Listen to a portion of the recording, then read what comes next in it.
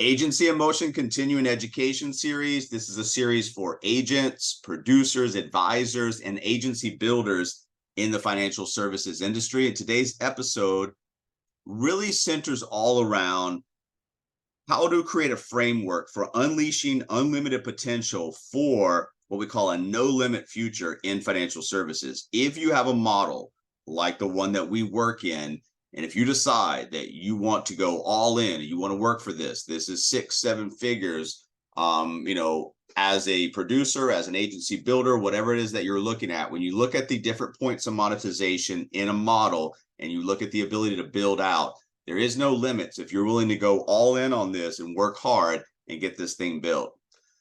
So we're going to go through, like I said, some frameworks today and help you guys understand how to unleash that unlimited potential and how to build that no limit future in financial services. A couple of just really quick, just general things that you have to understand is, one of those is that we continue to push the topic of conversation that it's all about the people. Doesn't matter like how great you are at your business.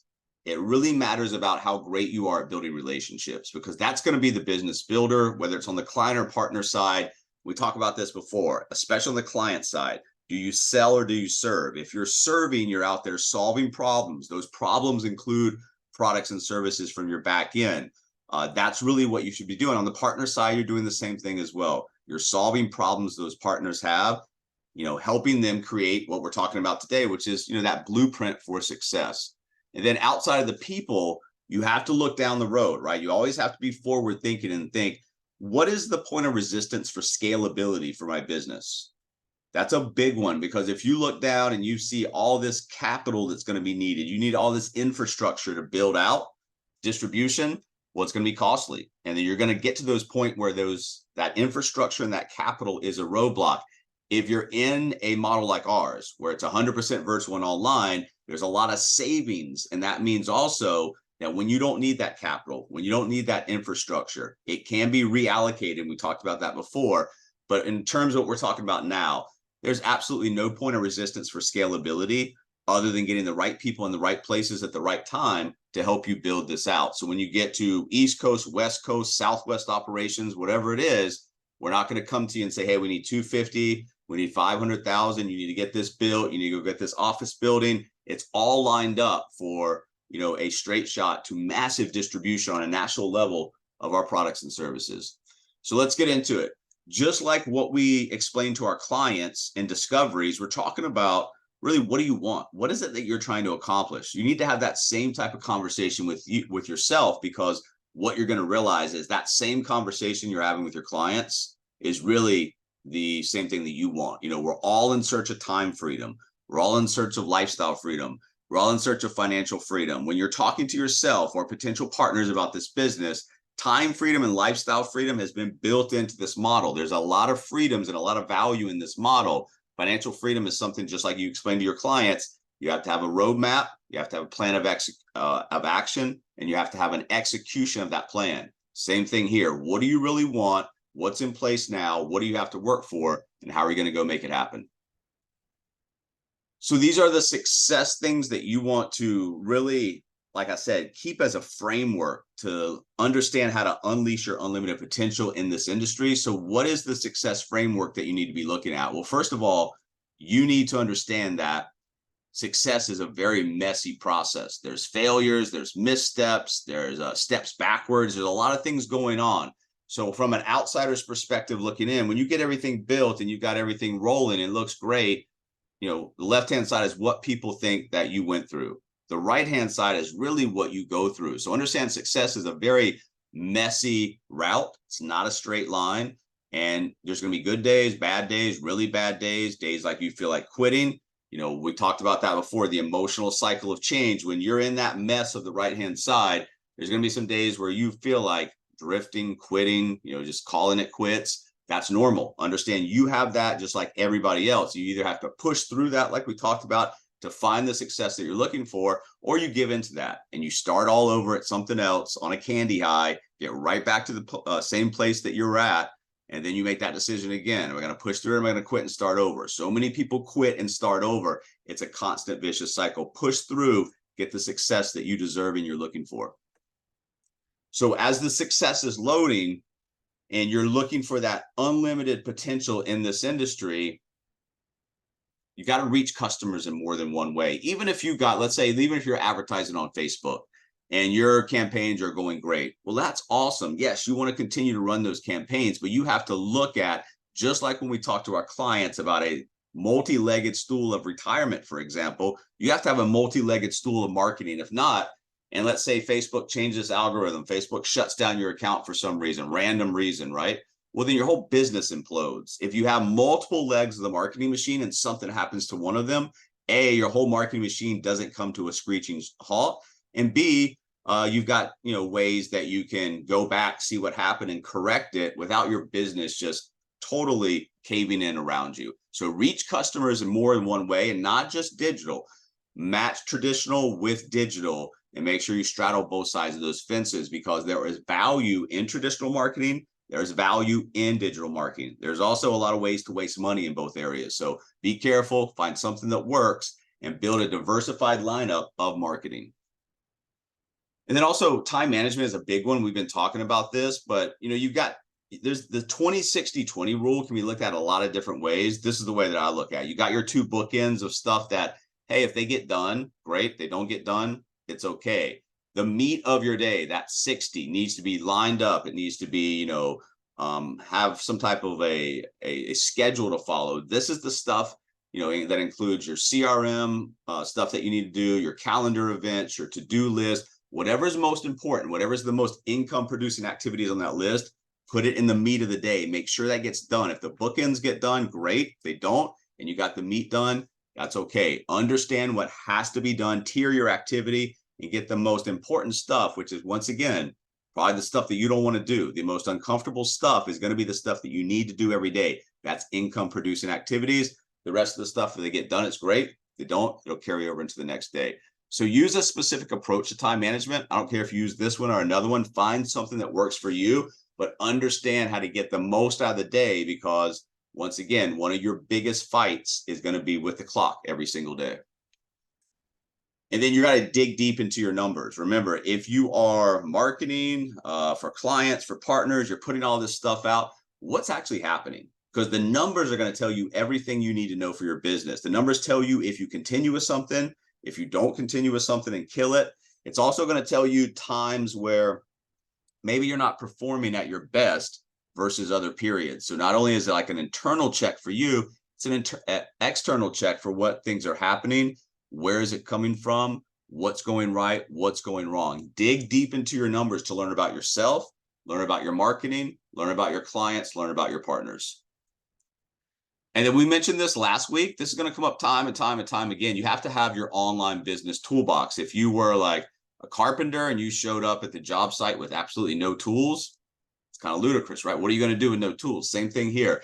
You have to figure out, what tools do you need in your business? Create that business toolbox and lean on that toolbox for advantages, like things like automation, like we talk about. Things that can be automated, do that. That frees up the time so you can put that into what you need to do. The toolbox is extremely important. You have to have a toolbox, and then B, you have to have the right tools in the toolbox. And this is not something that you build and just, never look at again. This is something where you're always looking at it, taking things out that maybe don't have the same value they did before, inserting new things, but you definitely need some type of a toolbox for your business. And then you got to make strategic partnerships. I'm not talking about the partners that are coming into your business to help you build distribution. Of course, those are extremely important, but also strategic partnerships, in networking and referral opportunities and vendor relationships, marketing relationships. There's a lot of people out there that you can help them, that they can help you, and you guys can help each other. So you have to identify in the communication. Once again, that's where networking comes in, because in networking, you're just learning about what people are doing. And from that information, you can make a determining factor. Hey, this person might have value in A, B, C, or D, whatever I'm looking at, as a partner, as a vendor relationship, as a referral partner, whatever it might be. If you let them talk, they're going to give you the information. And once again, that information is going to uncover where you should take the communication. Do not shy away from talking to people. If you're the type of person that think, oh, this person wants to sell me something, well, they might, but you might be able to learn something in that quick 5 to 8 minute conversation that you could take into your business. Maybe it is something that you really need, and you can make that partnership. Talk to people, network with people, find out what people do, show interest in other people. It's going to build interest in what you're doing. And then build in your downtime. So this means obviously there's an activity point in the day, kind of the day, normal business hours is what we'll call it. During the normal business hours, you need to get done what normal business activity would be. Those are your calls, those are your follow-ups, those are your meetings, everything that you need to get done. In the downtime, in the early mornings, late at night, like if you're a night owl like I am and want to stay up, then you can do things for your business. Obviously not that communication and not some of that direct business activity. There's a lot of things you can do. You can continue to learn, you can implement new systems, you can try new things, review. There's a lot of things that you can do in the downtime that isn't direct business activity that's going to have a major impact, a major positive impact on your business. Build in your downtime and understand what that means. Understand how to suck the most value out of that downtime. And then what we call ask, share, and know. This goes back to the communication cycle. You should be in a constant communication cycle of talking to people, asking questions, sharing your knowledge, knowing things to introduce to your networks. It's the constant flow of communication. And once again, one of the things that you have to master is the art of communication, not the art of pitching, selling, and recruiting, the art of communication, because the art of communication is the front door that leads into so many possibilities. If you're great at communicating, a lot of times that means just shutting your mouth after you ask a question and listen, then all that is going to manufacture into end outcomes. Some of that's worthwhile for you, some of it's not. You'll sort it out, but you need to be in the constant communication cycles. And then develop a strategic plan. What are you trying to do? Yeah, we're all trying to build national distribution. We're all trying to sell these products and services, but what is the real strategic plan? What are you trying to accomplish in your life? This kind of goes back to the things that we've been teaching with the 12-week year. How do you want your life to look? What's your aspirational vision? What's your 36-month vision? And then break that 36-month vision down to what do I need to do right now that's leading me to the 36-month vision, that's leading me to my aspirational vision of how I want to live my life. The strategic plan is so important because the execution of the plan, if there's no plan of action, then you can't execute something that doesn't have a plan. So we start with a strategic plan. What do you want? Why do you want it? How are you going to get there? What's going to happen in the meantime? And then once again, your numbers don't lie.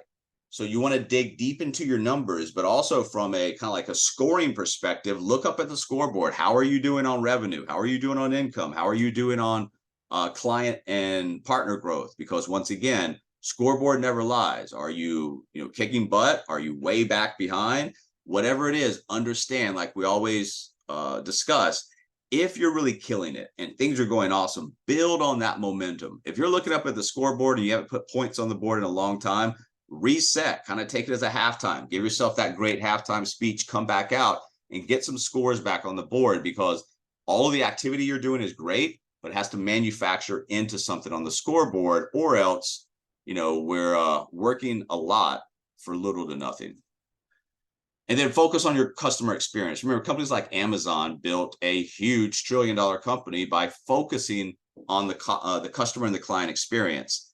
Once again, if you're removing those front-end obstacles like we've talked about, if you've got consistent cash flow, if you've got booked meetings, if you've got sales that are coming through, then if you're not under financial stress, you can now take your area of concentration into the client experience. And if you build a better and better and better and better client experience, your business is going to get better and better and better, which means more money starts to flow in, more growth starts to flow in.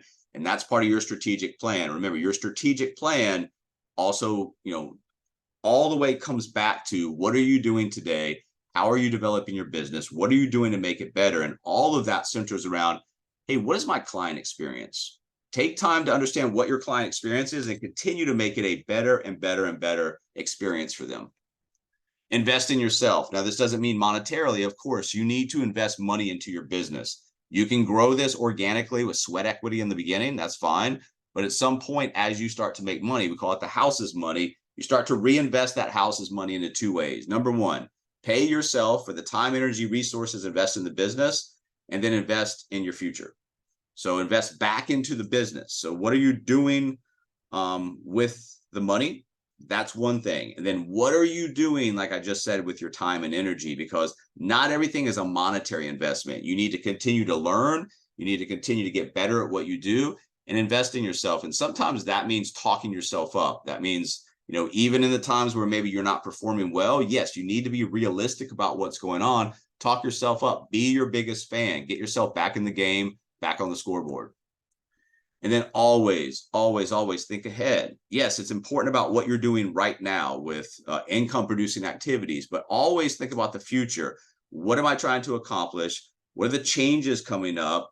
How do I position myself for the changes? And, a lot of this goes back to things like digital disruption. As you're incorporating more digital tools, more technology, more innovation into your business, and the other people in this industry are not, you're going to come out with a lead. And if that lead gets too far ahead, they're never going to be able to catch up. That's the position you want to be in. So yes, what am I doing today? But always thinking ahead, how is that going to affect my future? Focus on social media. If your marketing plan doesn't include social media, your marketing plan's not done. Social media is one of the places, and I'm not talking about spreading yourself thin across all the platforms, not knowing about any of them, posting the same thing, but I'm talking about taking just a couple that you really like, that you understand, and really going at it to extract value.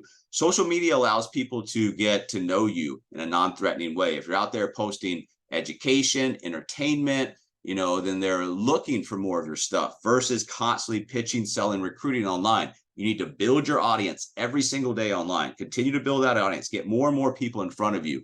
You need to engage with that audience, education, entertaining, a little bit of your personal life, depending on what platform it is, letting people know that you're a real person. People are going to give you information once they know you. So you have to build rapport, trust, and credibility. That a lot of times can come from online before they ever meet you. So understand the value of social media and the different value points that it brings to your business, but focus on social media and understand that we live today in an era of big data. So there's a lot of people out there, a lot of people to meet right there from your home office. You can do a lot of damage. If you are neglecting social media, you're neglecting your business. And then network like your business depends on it. And this goes back to, strategic partnerships and alliances. That comes from networking. Networking is a lot easier than marketing. Marketing is a direct line. This is like an ecosystem of different people with different types of professions, backgrounds, needs, wants, desires. You're just getting to know these people. And we've talked about this, like a blind date when you're talking to people. Hey, what do you do? That's great. How long you been doing it? What do you like? What do you not like? We've been through that list before. But if you ask enough questions, you start to interview people in a non-threatening way, they're going to give you information that can come up. Hey, I can help this person this way. They can help me in that way. Networking is a key part of what we do in today's business. And then research your competitors, not just the ones that are killing it, but also maybe the ones that aren't killing it. You need to learn from what people are doing online that is working so you can mimic it and learn from it, but also what's working. You see something real terrible out there, take a screenshot, put it in a file folder and understand, hey, I never want to look like this online. Understand what's working, understand what's not working from other people, and adopt a model where you can take pieces from what is working and what's not working and create something for yourself that's going to give you a competitive edge from the competitive analysis of your competitors. And then build word of mouth for your business. Yes, online is great. And we know there's a lot of advantages of that, but old school word of mouth is still one of the best ways to build your business. And this goes back to the customer experience, right? If you're designing a customer or client experience that's, out of this world where they feel they are valued, they feel they've been educated, they feel like, coming out of that, wow, that was a good experience for me.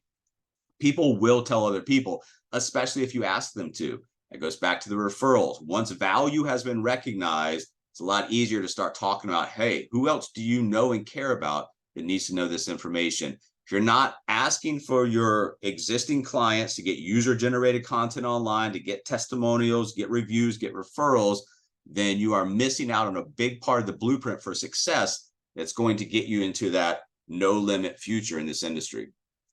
And then identify new opportunities, not new opportunities for you to devote your time to something else, but new opportunities that will help your business. Going back to the toolbox, it could be a new tool that's introduced that helps you become more efficient, more automated, get more done in the day. Could be a new marketing opportunity. So always, always, always be on the lookout for new opportunities. Don't shut down. If you look at the whole world as a sales presentation, you shut everybody down, you're not getting that opportunity to talk to these people. And like I've told you before, I've been in positions where somebody was trying to sell me something, and just from the presentation, I've learned a couple of things for my business. So be open to what's out there. Understand that the world is a big sales presentation, but take away from this that you don't want to be closed down. Talk to people. Of course, you can say no to stuff that you don't want, don't need, doesn't have any value, but you don't say that on the front side.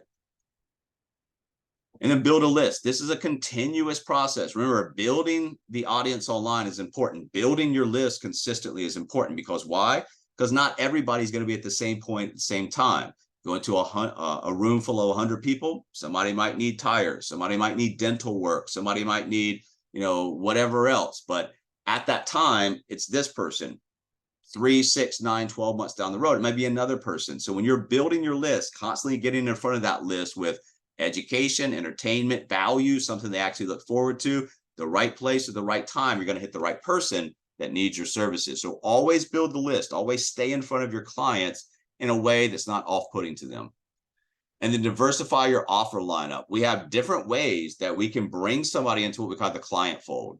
And there's 6 building blocks in the financial plan. You can come through asset accumulation, you can come through protection, you can come through debt, you can come through estate preservation. There's a lot of different ways. Understand that once somebody initiates a client relationship with you, if you have other products and services to sell on the backside, it's no longer a sales presentation. They're already your clients, just an open conversation. It's a lot easier to sell the back end stuff to somebody who's already a client from something on the front end that they found value from, they took the action step for.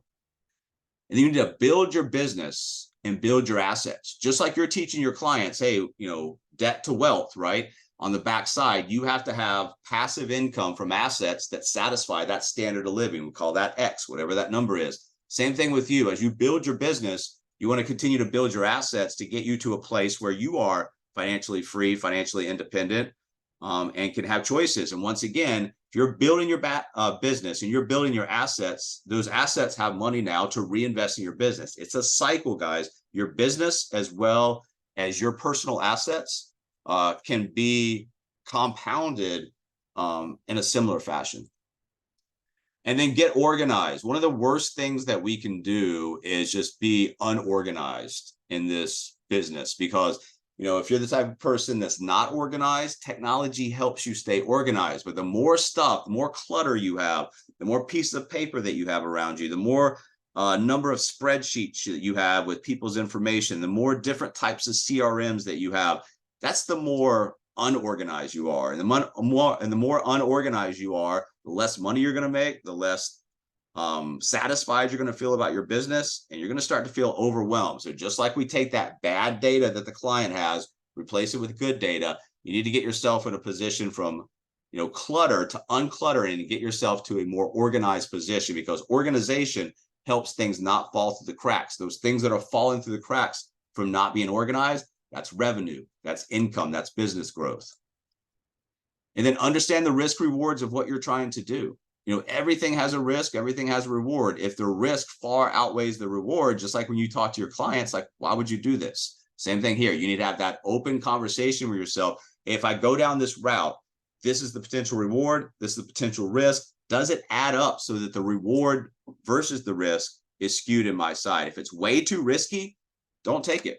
Take more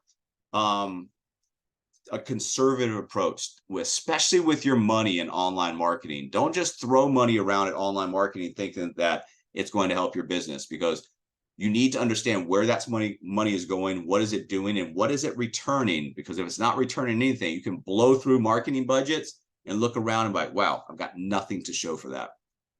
And then be creative. Remember, you need to be seen and you need to be heard. In this industry, that's $1 trillion+ industry, you got a lot of people in this industry. That's a big crowd. You need to separate yourself. How do you do that? You can do that through innovation. You can do that by being creative online and creating something that stands out above and beyond everybody else's. But think about your business and then think about other brands in the past, whether it be fast food, just commercials online. What really sticks with you out of those commercials, out of that branding?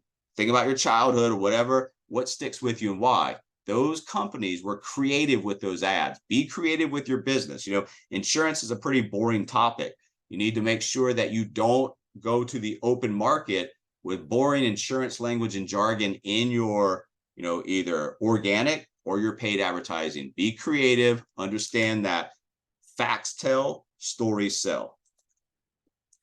And then be focused. You have to stay focused on what you're doing. Don't just jump around from this to that, and then think that everything's going to work out just because you have yourself spread over so many different areas. Stay focused on one thing. Your income is a reflection of the things that you learn and how you implement that into your business. Stay focused on things. Don't have too many things on your plate at one time, and understand what's happening. And then prepare to make sacrifices, especially in the beginning. You're going to have to sacrifice. If you're going to build a business that returns you 6-7 figures plus, there's going to be some sacrifices on the front end. You're going to have to be open with friends and family and all those people in your inner circle that also want your time, and let them know what you're trying to build, what you're trying to accomplish, why, and how it's important that you make sacrifices on the front end. Why? Because if you don't make sacrifices on the front end as you're building this thing, it actually becomes the sacrifice in the end. So understand there's a price to pay for everything. You don't want that price to be, the failure of this in the business. And then be consistent. If you're trying to build something and you have a start and a stop mentality in motion, it's like you never really start in the beginning. You have to be consistent. Whatever speed you're bringing to the build out here, you have to be consistent with that speed. You have to show up every day, and you have to get this thing done. Once again, the start and stop motion of doing something for 30, 60, 90 days and then backing off of it, there's no build up there. There's no consistency there. And it's going to be a situation where you're going to get tired and you're going to drift and you're going to quit. With that consistency and with that activity every day, you need to bring intention and action. It's just not random activity and action points just spewed in whatever direction. The activity and the action points that you're bringing, why is that happening? What are you trying to accomplish with that? Intention has to be matched with the activity to make sure you are doing and understanding why you're doing.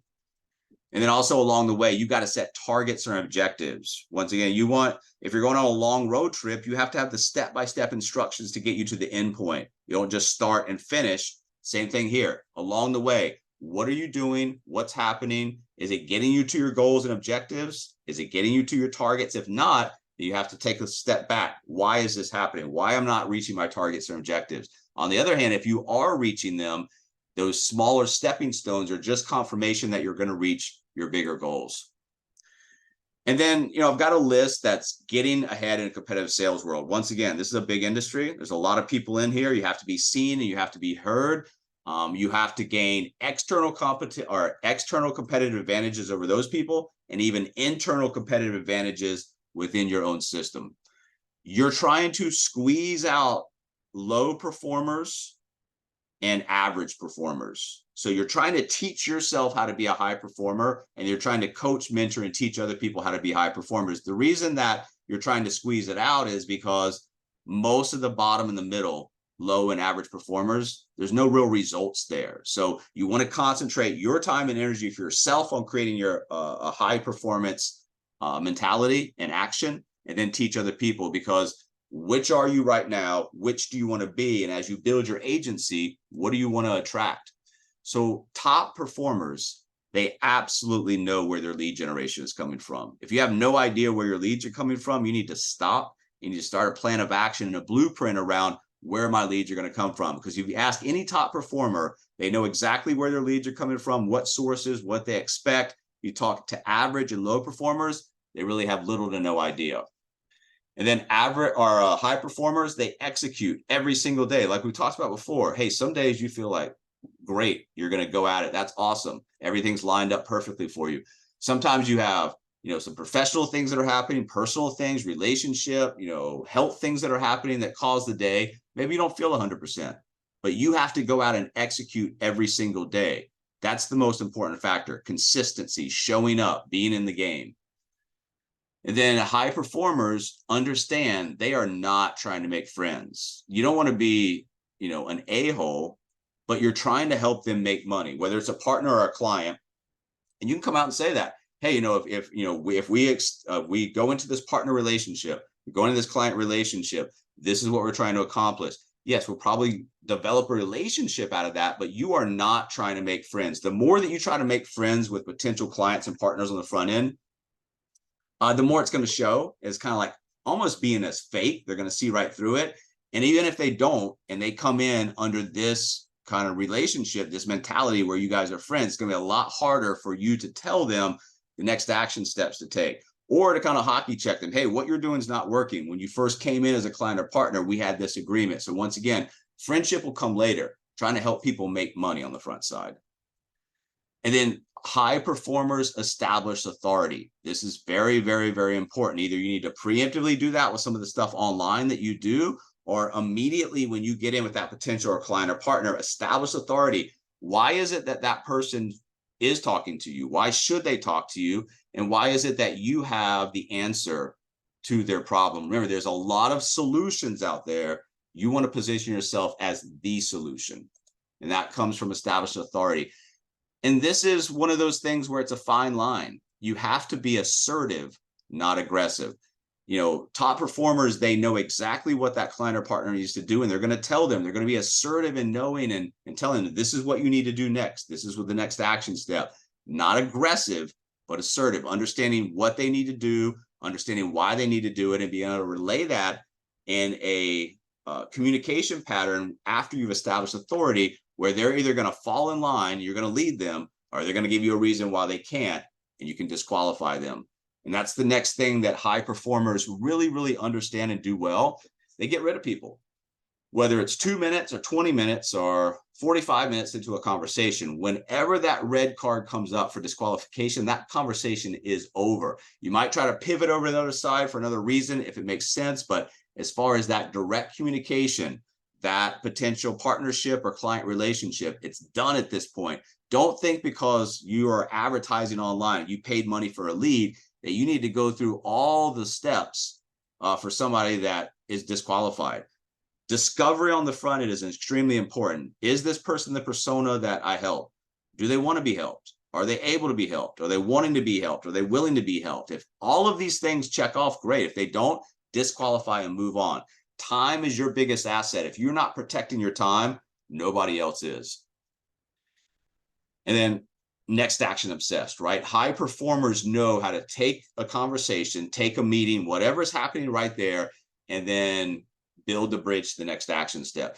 If you're doing applications and not getting signatures and chasing people down for signatures when you should have just spent that extra 5 minutes, or you're not scheduling the meeting, you're leaving it up to them, all of those things pile up. And that's the things we were talking about earlier. Stuff starts to fall through the cracks. You're not organized. You need to be next action obsessed. Everything you do, whether it's a text, a call, a meeting, an email message, it needs to be thought of in 2 ways. Why am I sending this? And what I want the person to do on the other end.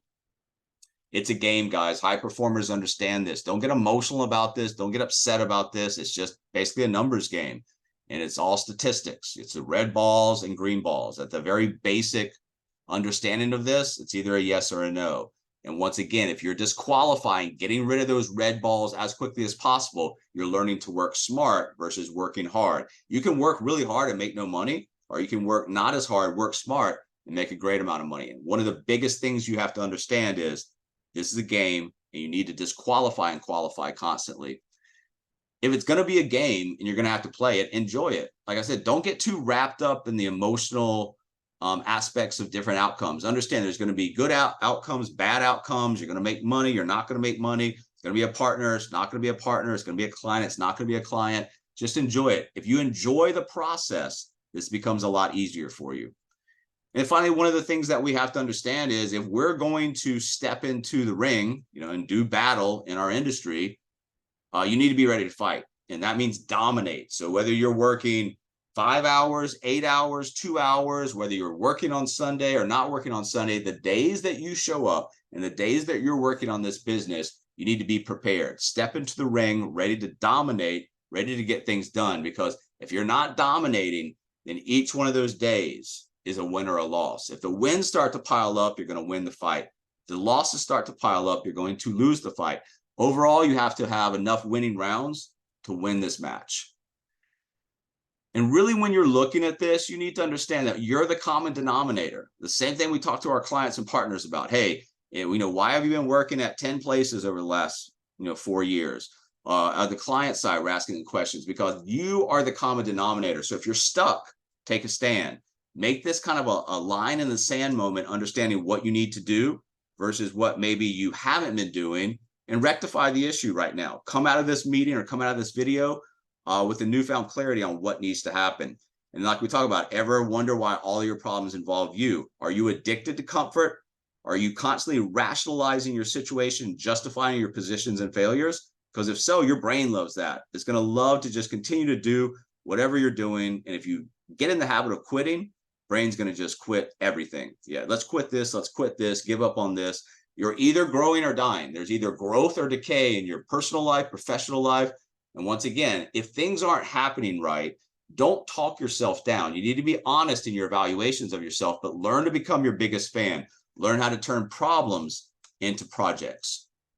Agency in motion, building, operating, and managing agencies in the 21st century.